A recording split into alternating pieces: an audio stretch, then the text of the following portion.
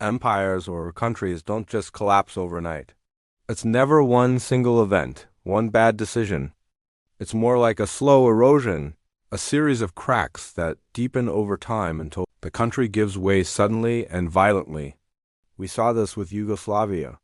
It was a tragedy that Europe watched unfold, a warning that went unheeded. And today, we're seeing the same devastating pattern play out again, this time in Ukraine. Let's turn back the clock to the 1980s. On the surface, Yugoslavia seemed like a success story. 6 republics, multiple ethnicities, different religions, all living under one banner. A testament to the idea of brotherhood and unity. But beneath this carefully constructed image, the foundations were already crumbling. The first crack was economic. A severe debt crisis in the 80s sent the economy into a tailspin. Jobs disappeared, savings vanished, and people grew desperate. And when people are desperate, they look for someone to blame.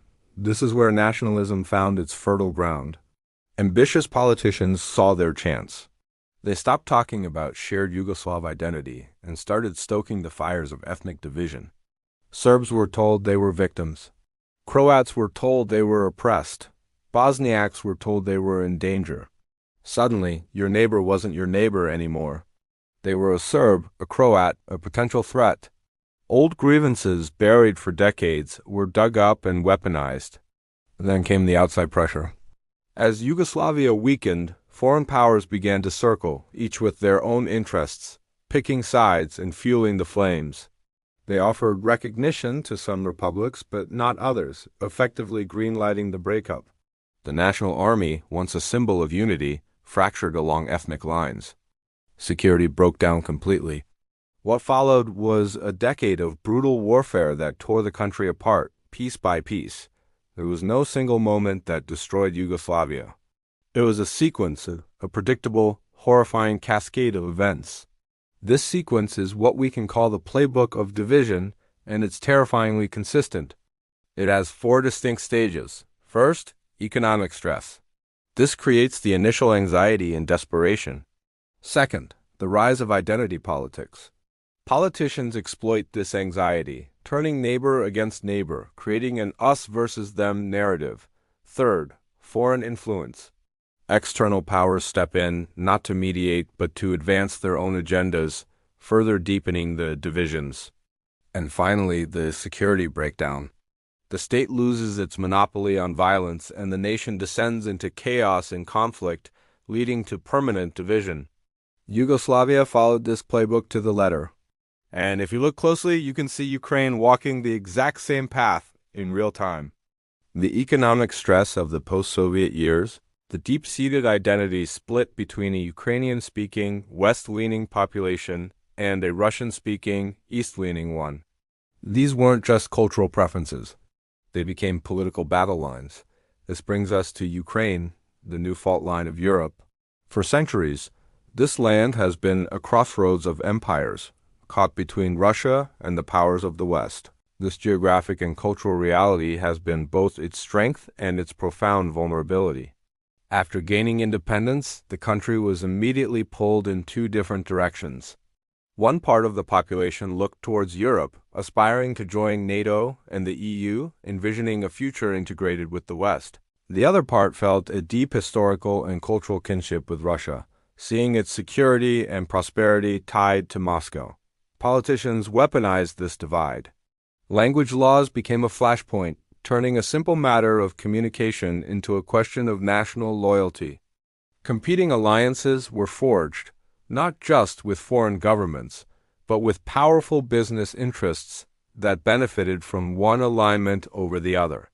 Ukraine was ceasing to be a unified country with a single national interest. Instead, it became a battleground for competing futures. When a nation becomes the chessboard for great powers, its own people, its own identity, its own sovereignty become the pawns. The tragic result is that the country stops being a country and transforms into a conflict zone. So why does history seem to be repeating itself so precisely? Because the underlying dynamics are the same. For a long time, the Balkans were known as the powder keg of Europe. It was a region of fractured identities, competing empires, and unresolved historical grievances. It was the fault line where the tectonic plates of great powers ground against each other. It's no coincidence that World War I started there, not in Berlin or Paris, but in Sarajevo. Big wars rarely begin in the heart of empires. They ignite on the periphery, in the borderlands, where identities are fluid and loyalties are contested. Today, Ukraine has become that fracture point. It is the new borderland between an expanding NATO and a resurgent Russia. It is the place where two competing visions for the future of Europe are colliding head-on. The forces of history, geography, and identity have converged on this land, turning it into the epicenter of a new global struggle. The pattern is clear: economic hardship followed by political division, amplified by foreign interference, leading to open conflict. It's a tragic echo of what happened in Yugoslavia, a reminder that the fault lines of history are dangerously persistent. The story of Yugoslavia is a painful lesson. It teaches us that unity, especially in diverse nations, is incredibly fragile and requires constant work. It shows us that division, once it takes root, is contagious and can spread like a virus, consuming everything in its path. And perhaps the most sobering lesson of all is that once history designates a place as a fault line, a point of collision between greater forces, it rarely lets go. The pressures just build and build until something or someone finally breaks. Understanding this pattern isn't just an academic exercise. It's a vital warning about the dangers we face today, and a call to find a different path before history tragically repeats itself once more. Thank you for watching. Support keeps Timeless Hub growing. Like, comment, share, and subscribe.